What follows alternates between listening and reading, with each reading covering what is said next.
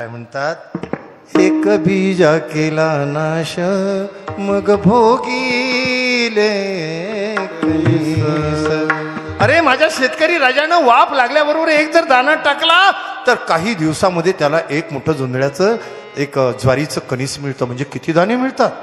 पण तो शेतामध्ये दाणा टाकताना जर माझ्या शेतकरी राजानं विचार केला, काय हा मी आता जमिनीमध्ये दाणा टाकतोय, एवढ्या महागातला दाणा वर्षभर जतन केलेला किंवा एवढ्या महागातून विकत आणलेला जर टाकतोय खरं मी, पण जर कदाचित हा कुजून गेला तर जमिनीमध्ये, हा मुंग्यांनी नेला तर, ह्याला वाळवी लागली तर, ह्याला पाखरांनी उचलून नेला तर, हा खराब झाला तर, अशी जर शंका कुशंका घेतली आणि दाणा टाकलाच नाही, नको महागातलं दाणं आहे, बियाणं आहे, नाही जमिनीमध्ये टाकायचं, काय खाणार वर्षभर, काय माती खाणार.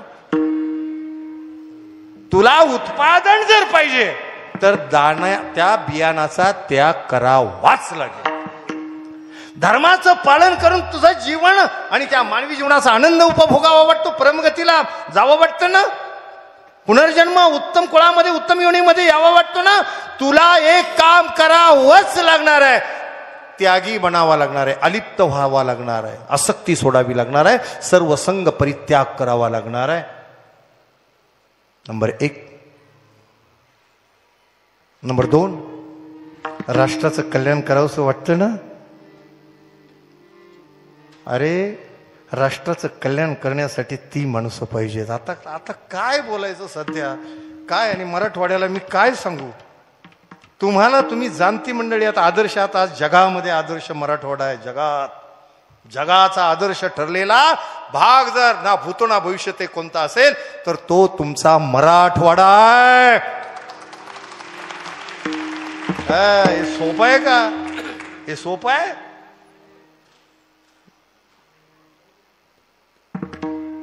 ते बहुतेक युट्यूबला टाकणार आहे म्हणून आपलं थोबाड आवरलेलं बरं. सोपं आहे? अरे याला म्हणतात माणसं खरोखर तुमच्यावरून जीव ओवाळून टाकावा. एकी पाहावी तर मराठवाड्यामध्ये, आणि क्रांती पाहावी ती सुद्धा मराठवाड्यामध्ये आणि तुमच्यामध्ये.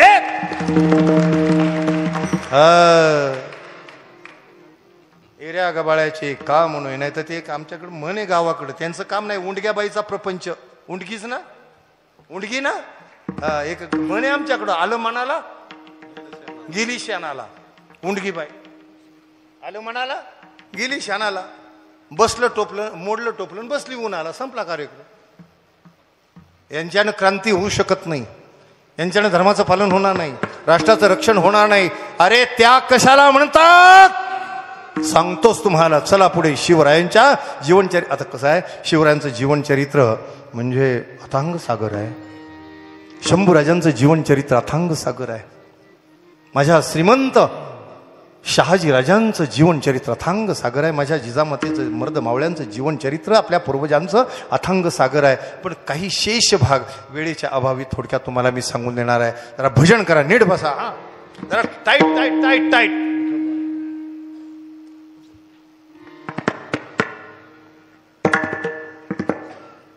माझ्या लाडक्या बहिणींनो,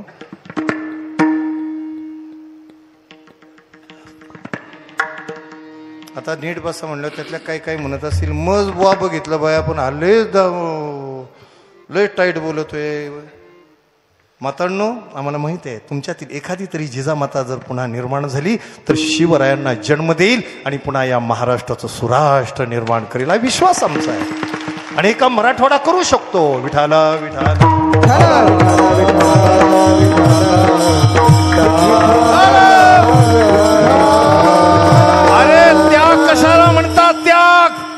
त्या कशाला म्हणतात? आदिलशाची फरमानं गेली सही शिक्क्याची. 12 मावळातल्या देशमुख वतनदार मंडळींना फरमानं गेली. त्याग सांगतोय, त्याग काय होता त्याच्यामध्ये, मजकूर काय होता त्याचा मराठी तजुर्बा सांगतो. तो आदिलशाह असं कळवतो, तात्काळ सामील व्हा शिरवळ ठाण्यावर अफजल खानाला. दादा नीट. गुडघा दुखतोय का? गुडघा दुखतोय.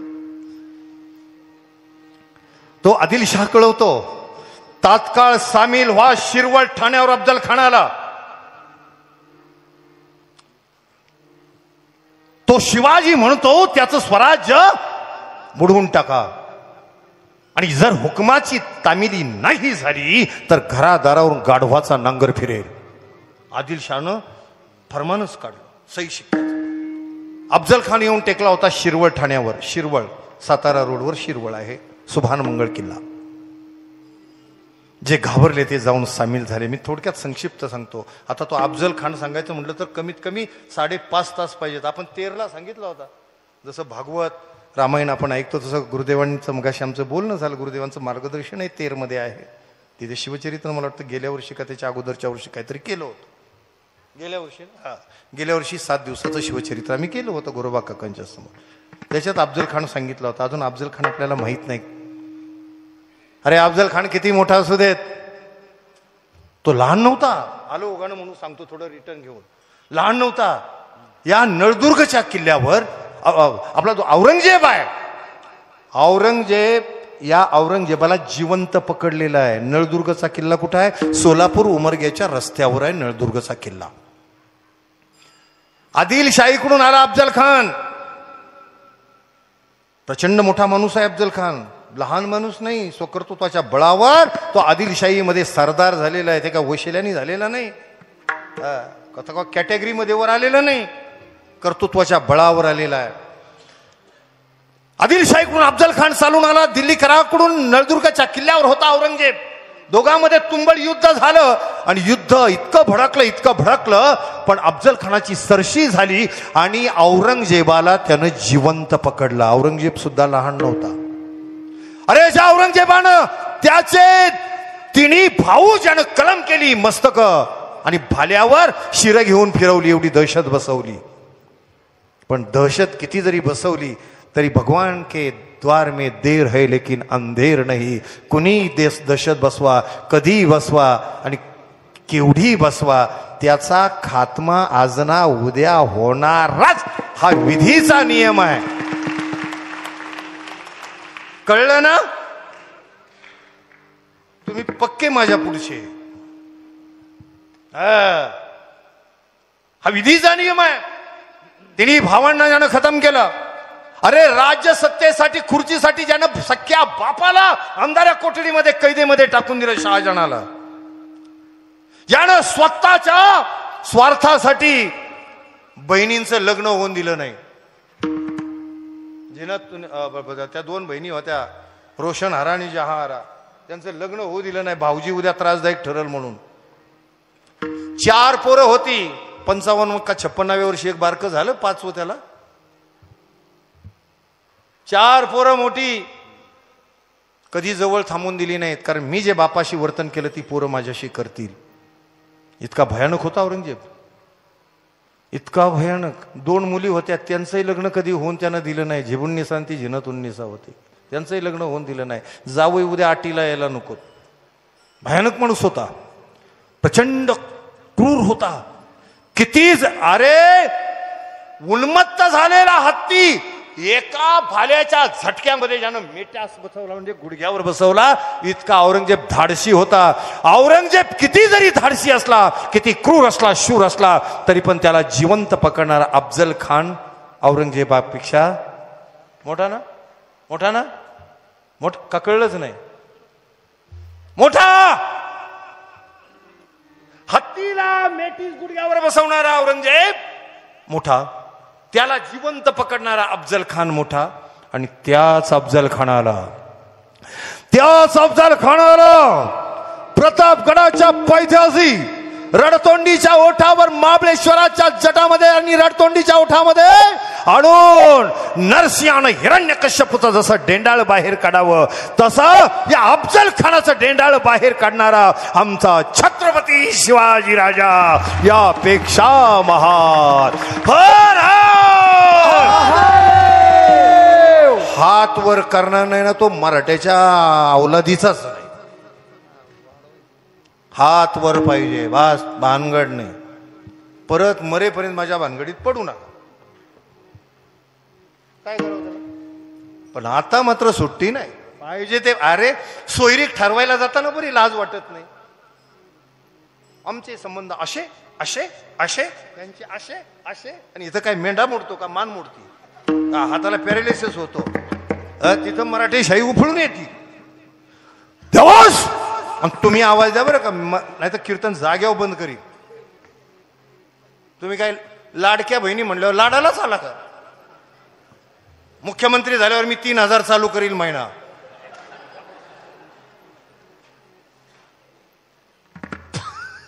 काय लबाड आहेत, हसत आहेत. तुम्हाला पक्क माहिती आहे हा कधी होत नाही. बरं देवास म्हणून नरसिंहानं हिरण्यकश्यपूचा जसा ढेंडाळ बाहेर काढावा तसा अफजल खानाचं ढेंडाळ बाहेर काढणारे आमचे छत्रपती शिवाजी महाराज या सर्वापेक्षा महान.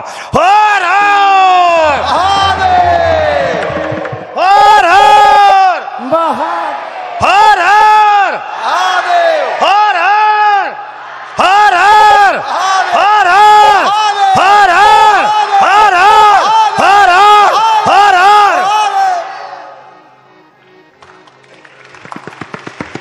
आज खऱ्या अर्थानं पितृऋणातून मुक्त झाला विठाल विठाल.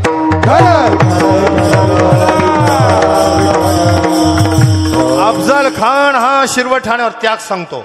आज आलं थोडक्यावर आलं. अफजल खान हा शिरवळ ठाण्यावर येऊन टेकलेला आहे. देशमुख वतनदार मंडळींना फरमानं गेली आणि एक फरमान पोचलं हातामध्ये. कोणाच्या? कान्होजी नाईक जेधे देशमुख यांच्या हातामध्ये फरमान आलं. जे घाबरले ते जाऊन सामील झाले. मजकूर वाचला आणि कान्होजी नाईक जेधे म्हणजे सामान्य व्यक्तिमत्व नव्हतं. परांडा जवळ आहे ना तुम्हाला? परांड्याच्या किल्ल्यावर नीट ऐका. आता बचेंगे तो फिर कभी थोडा थोडा ज्यादा सांगेंगे. हा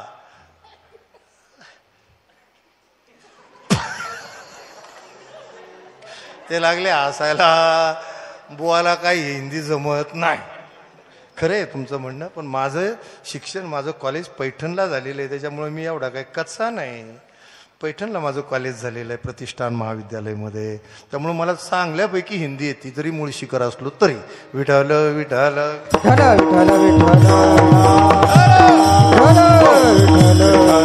कारण माझी 8-9 वर्ष मराठवाड्यात गेलेली आहे. संभाजीनगर आणि पैठणमध्ये 9 वर्ष माझी गेलेली आहे. त्यामुळे मराठवाड्याशी माझी नाळ पक्की जोडलेली आहे. आणि खरं सांगू का तुम्हाला, 9 वर्षात जे मराठवाड्यानं मला प्रेम दिलं ना, मला कधीच कुठं मिळालं नाही एवढं प्रेम जे मराठवाड्यानं प्रेम. त्या 9 वर्षामध्ये कधी मला घरचे सुद्धा, गुरुदेव घरचे सुद्धा कधी सुचू दिले नाहीत.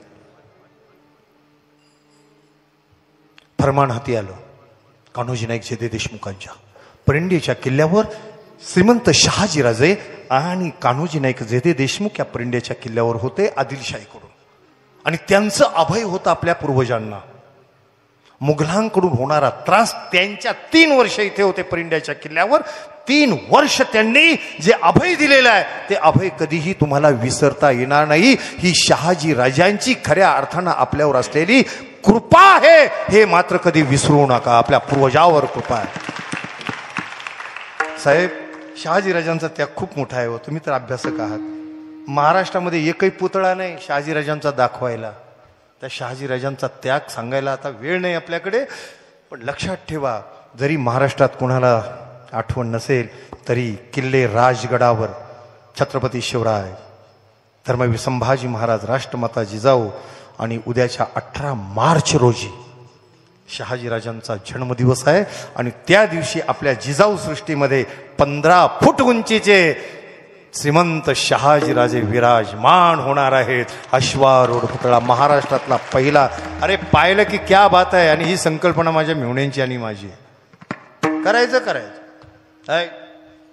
त्या परिंड्याच्या किल्ल्यावरून शहाजीराजांनी ज्यांना शिवरायांच्या पाठराखणीसाठी पाठवलेलं होतं, हातात फरमान आलं, वाचलं, पाहिलं आणि 5 मुलं होती. 5 पोरांना सांगितलं, पोरांनो घोडी तयार करा. घोडी तयार झाली. 6 घोडी तयार झाली. 5 मुलांना घेऊन कान्होजी नाईक जेधे निघाले. घोड्यांच्या टापांची धूळ आसमंताला उडाली आणि हर हर महादेवची गर्जना करत निघाले. तो थेट किल्ले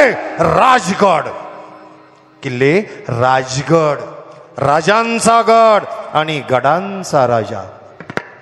26 वर्ष जेथे छत्रपती राहिले, आपले पूर्वज मर्द मावळे राहिले आणि हे स्वराज्य उभं केलं. तो किल्ले राजगड जिथे आम्ही राहत आहोत, जिथे आता मोफत अन्नदान आम्ही चालू केलेलं आहे. थोड्या दिवसामध्ये इंटरनॅशनल व्यसनमुक्ती केंद्र चालू करतोय. 13 वर्षापासूनची मुलं, पुढं गुरुदेवांना मगाशी बोललो, 13 वर्षापासूनची पुढची मुलं एवढी व्यसनं करायला लागलेली आहेत. कोण काय खातोय, कोण गुटखा खातोय, कोण फुटका खातोय, कसल्या त्या गोळ्या आलेल्या आहेत. अरे तो गुटखा खाणाऱ्यांच्या तोंडाचा वास, बोकडाच्या तोंडाचा वास घ्यावा, पण त्याच्या शेजारी उभं राहू नये. इतके भयानक हे कुठंतरी थांबलं पाहिजे. आणि त्याच्यासाठी आम्ही कित्येक प्रपंच उद्ध्वस्त झालेले आहेत. आणि म्हणून एक प्रचंड आमच्या मेवण्यांचा आमचा विचार आणि भूमिपूजनही केलेलं आहे. रियाज सेंटर आम्ही काढत आहोत. या बऱ्याचशा काही गोष्टी करत आहोत. जसं पंढरी आपलं धर्मपीठ आहे ना सज्जन हो, तसं किल्ले राजगड हे आपलं शक्तीपीठ आहे. एकदा तरी माथं टेकायला या. हंडे महाराज आणि माझी मिसेस आलेली आहे, मागे बसली आहे. आम्ही दोघी सेवा करायला तिथे तयार आहोत, तत्पर आहोत. तुम्ही या, तुमची सेवा हेच आमचं परम भाग्य आहे. किल्ले राजगडावर पोहोचले. राजांकडे पाहून राज, नाही कान्होजी नाही काका, तुमचा सोयरा शिरवळ ठाण्यावर सामील झाला अफजल खानाला आणि तुम्ही इकडे. वाक्याचा सल मानवला नाही कान्होजी नाईक जेधे आणि म्हणतात कसे, बस माझ्या राजा बस. हे कान्होजी नाईक जेध्याचं इमान आहे, कोण्या बाजार बसवीचं इमान नाही. ही 5 पोरं वाहिली स्वराज्याच्या पायावर. त्याग आहे का? ही 5 पोरं वाहिली स्वराज्याच्या पायावर. जेध्याचा वंश निर्वंश झाला तरी 72, पण ही 5 पोरं वाहिली स्वराज्याच्या पायावर. जवळच्या भांड्यातलं पाणी हातावर कान्होजी नाईकांनी घेतलं आणि हातावर पाणी घेऊन म्हणतात, राजा हे सोडलं पाणी या 5 पोरावर, हे सोडलं पाणी घरादारावर, हे सोडलं पाणी देशमुखीवर. कोण? अफजल खान या स्वराज्याच्या नडीचा घोट घेऊ पाहतो. पाहून गेला कान्होजी नाईक जेधे देशमुख, येतो राजा. हर हर. महाराष्ट्राचं सुराष्ट्र करण्यासाठी आपली तयारी एवढी आहे, याला म्हणतात त्याग. तेव्हा सुराष्ट्र उभं राहिलं. विठाल विठाल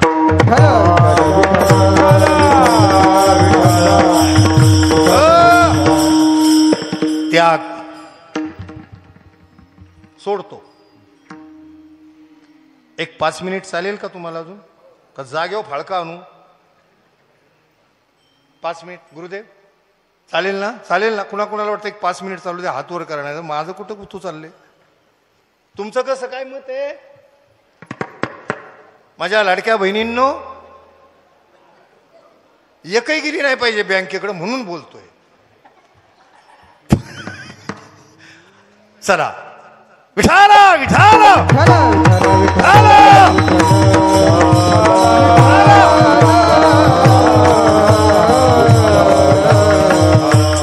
बोल बोल.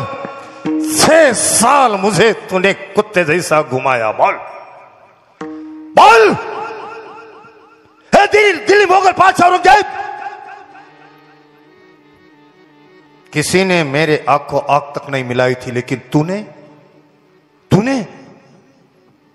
जब तू छोटा था ना 9 साल का, आगरा में आया था, उसी वक्त और सेवा और तू संभाल. मेरी जिंदगी में किसी ने आंख को आंख तक नहीं मिलाई थी, लेकिन तुम दोनों ने मेरी आंख में आंख डालकर कुछ मुझे बोला था. मैं भूला नहीं और भूलूंगा भी नहीं.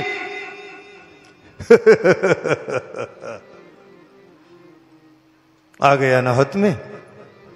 6 साल मुझे कुत्ते जैसा घुमाया. ए दिल्ली मोगल बादशाह औरंगजेब, मैं सरताज फेंक कर, सर पे जो सरताज था मेरा, वो फेंक कर धूप में, दक्खन के पठार में मैं 6 साल कुत्ते जैसा घूमता रहा. कुत्ते जैसा. ये दिल्ली मुगल बादशाह औरंगजेब, मेरे हाथ में नहीं आया तू. नहीं आया। बोल, मैं तुझे जान बख्श दूंगा, मैं तुझे जान बख्श दूंगा। शंभूराजे मनाच्या बेड्यामध्ये अडकलेले आहेत. शंभूराजांच्या खांद्यावर कुल्यानं साखळदंडानं शंभूराजांना आपल्या बांधलेलं आहे.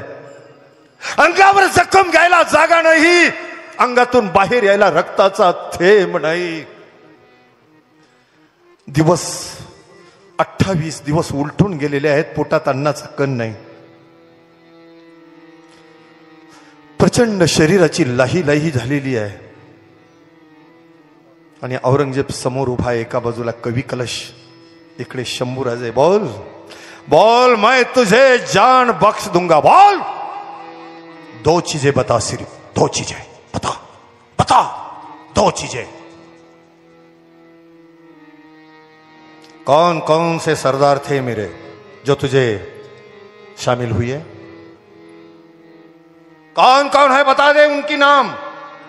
नंबर 1 और नंबर 2, तेरी स्वराज का खजाना किस किले पर है, और सिर्फ बता दे, मैं छोड़ दूंगा तुझे, आधा राज दे दूंगा.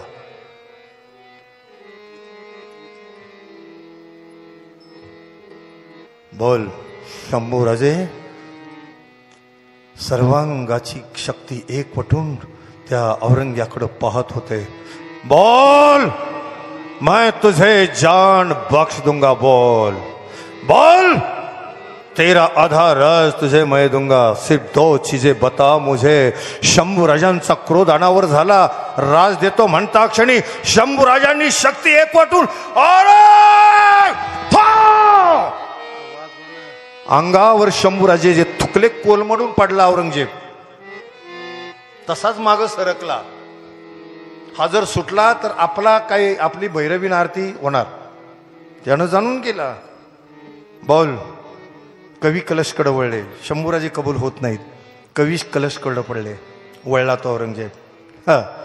बहुत प्यार करता है ना तू, बहुत प्यार करता है संभा से.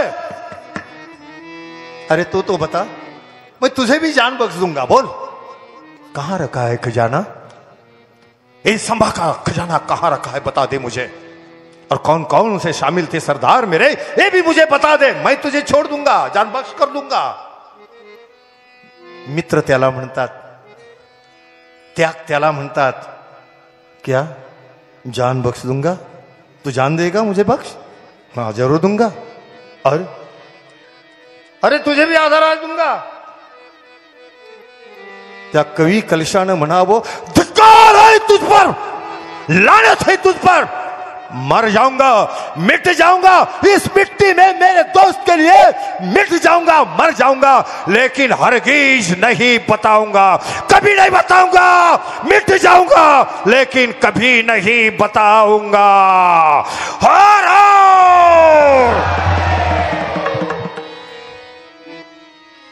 रात्रीतून काही काही पळत येत मिळाल्या बरोबर. कळलं, कुठलाही कुठं घुसतोय. आणि औरंगजेब तर सर्व द्यायला तयार होता. अरे पण त्यागा विना काय मिळतं. माझ्या शंभूराजांचा त्याग. आता हे सगळं सांगत बसत नाही, पण मित्रांनो, आपले शंभूराजा आता छावा पाहून काही काही गरम झाले तिथं गेल्यावर. आणि आता जरी विचारलं तुझं काही आहे का, तर काही विचार राष्ट्राविषयी, म्हणतो मस्त वाटतंय, पण त्याच्या आईला राष्ट्राचं कल्याणच केलंय ह्यांनी.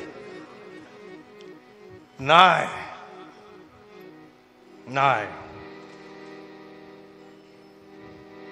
जिंको किंवा मरू, माणुसकीच्या शत्रू संगे युद्ध आमुचे सुरू, जिंकू किंवा मरू. मिलिटरी मनच्या वाक्याप्रमाणे do or die but don't ask why. त्याच्याशिवाय राष्ट्राचं सुराष्ट्र होणार नाही, महाराष्ट्राचं भारत देशाचं रामराज्य होणार नाही, आणि धर्माचं पालनही होणार नाही. महाराज म्हणतात, काही त्यागल्या विना काहीही मिळणार नाही. एक बीजा केला नाश मग भोगिले कणीस. अरे सर्वांना कळू द्या ना, त्यागाशिवाय काय आहे. कळे सकळा हा भाव, कळे सकळा भाव, कळे सकळा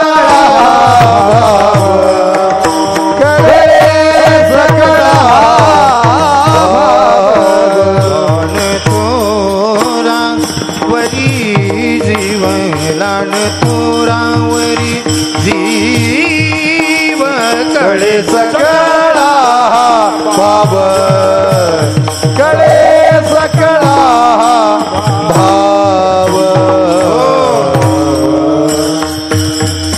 सर्वांच्या ठिकाणी विवेक जागृती करा. त्यागाविना बियाणं त्यागल्याविना जसं उत्पादन नाही. आणि एक लक्षात घ्या, फुकट काही मिळणार नाही, काहीही मिळणार नाही. तुम्हाला झिजावं लागेल. शेतीत उत्पादन पाहिजे, झिजावंच लागेल. तुम्हाला कोणतंही फळ पाहिजे ना, त्यासाठी झिजावं लागेल. लाभनो ये फुकासाठी, लाभनो ये फुकासाठी,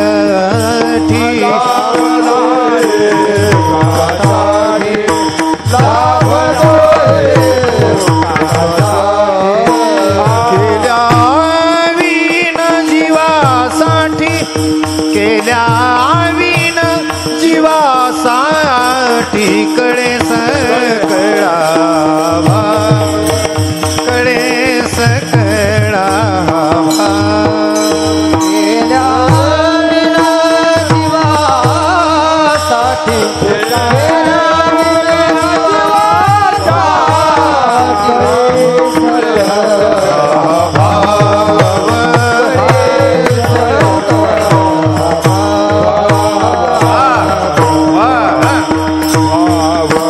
लाभनो ये फुकासाठी, केल्याविना जीवासाठी, काही केल्याविना फुकट काहीही मिळणार नाही. पण इथं एक मात्र गंमत आहे. तुम्ही जेवढ्या शुद्ध भावनेनं त्याग करणार आहात धर्मासाठी आणि राष्ट्रासाठी, वाया तर जाणार नाही.